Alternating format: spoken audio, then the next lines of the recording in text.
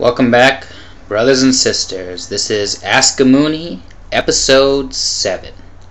Now, I have received some criticism from my last video. Some people felt it was a little too mocking, a little too joking around, a little too blasphemous.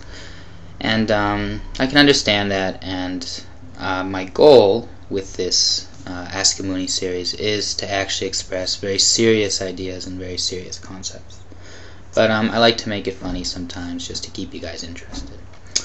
But I should have more faith in the content of what I'm trying to express. And so, in honor of the 7th episode, which for us, 7 is a very important number, a very providential number, and I'll explain all the providential numbers in another video.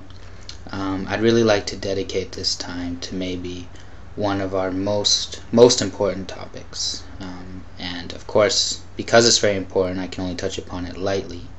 But I want to talk about God, or our heavenly parent, known also as Allah, Supreme Being, Universal Energy, many other names, but basically the same entity. Now, for those of you that don't believe in God, I'm not going to use this video to try to argue the case for God. But it's something I do want to do, but I also feel it's another topic that's very complicated and would take a long time to really go from beginning to end. But still, I hope that this interests you. It does address some issues about the nature of God, which I hope will help you be a little more open-minded about God's existence. And for those of you that do believe in God, then this is many things you'll agree with. Many things are similar to what most people believe about God.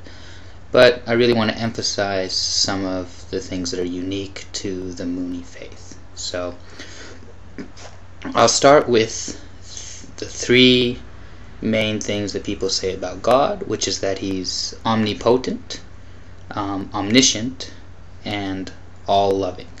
And so I want to clarify what these 3 things mean.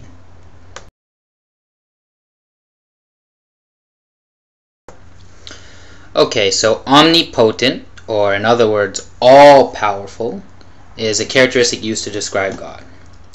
But of course, the problem here is with the word omni, or with the word all.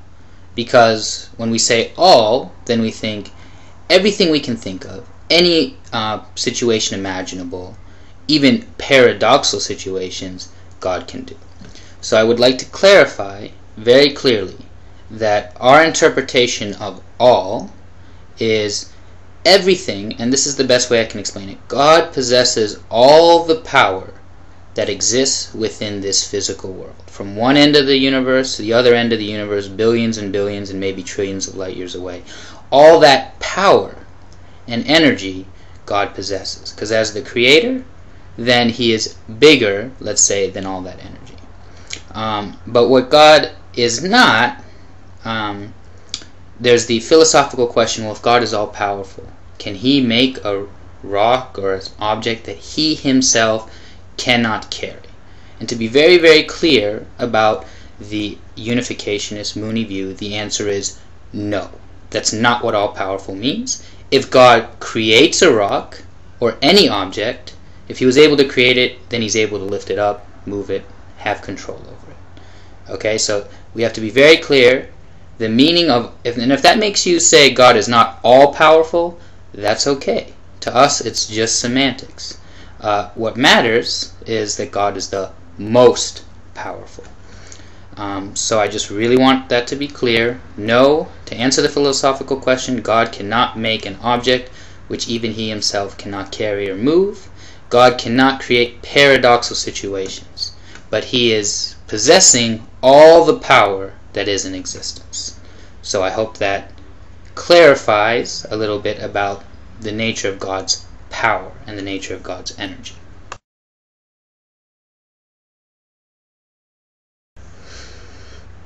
Okay, the next problem is omniscient, or all-knowing. And this one is very confusing because most people realize, again, especially in philosophy, and I suggest everyone who's interested in becoming seekers of truth to take philosophy classes, because they're very educational, very mind developing. But there's a question in philosophy, very clearly, if God is all-knowing, and that means he can know the future, then doesn't that contradict free will? So how can there be free will and God knows the future? And the answer is there can't.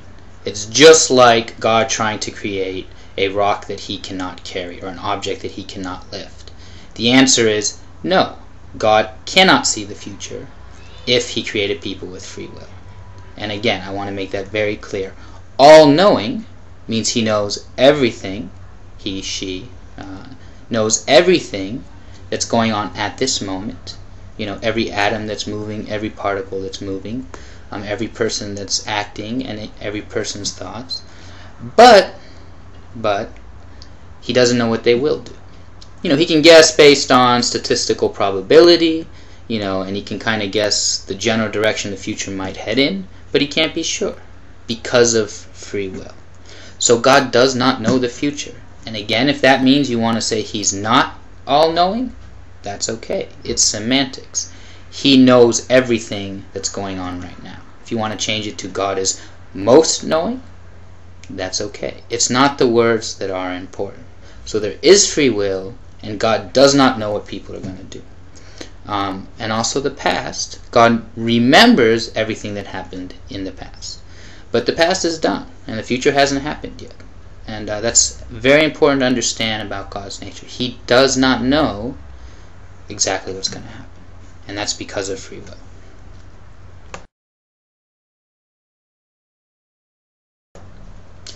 The last characteristic of God I want to clarify is the fact that God is all good and all loving. And a lot of people then ask, well, if that's true, then how come there's an eternal hell? And how come there's suffering?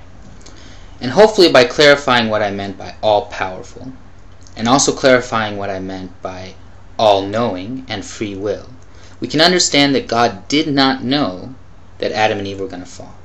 He did not know. And that's why if you read Genesis 6:6, it grieved God that he had made man. And it's just one verse, but if you really think about how powerful that verse is, it is saying that God's heart was broken.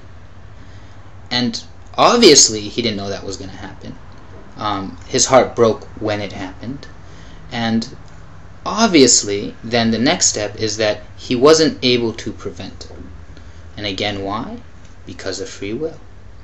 So you can't say he's all-powerful. Couldn't he make a world where, this is another philosophical question, where there could be free will, but he could also control people? And again, it's the paradox. It's just the words are exactly the opposite. The definition of free will is that God doesn't control them. Right? So we say that all of God's efforts now throughout history are his efforts to educate people and teach people how to come back to him, how to end suffering, how to have a direct relationship with him. But what's the problem? People don't listen. People don't do what he asks them to do. And again, this requires a lot more details, but the point is that because God is all loving, there is no eternal hell. And I want to say that again. Moonies believe that there is no eternal hell, that eventually, through what we call a process of restoration, every single person, no matter how evil, no matter what they did in their life, will eventually make it into heaven, and will eventually have complete and total fulfillment and happiness. All I know is I'm lost without you. I'm not gonna lie. How am I gonna be strong without you? I need you by my side. If we ever said we'd never be together and we ended with goodbye, you know what I do? I'm lost without you. I just wanted to point out, so no one can accuse me of subliminal messaging or brainwashing, that the picture back there, for those of you that don't know, is Reverend and Mrs. Moon.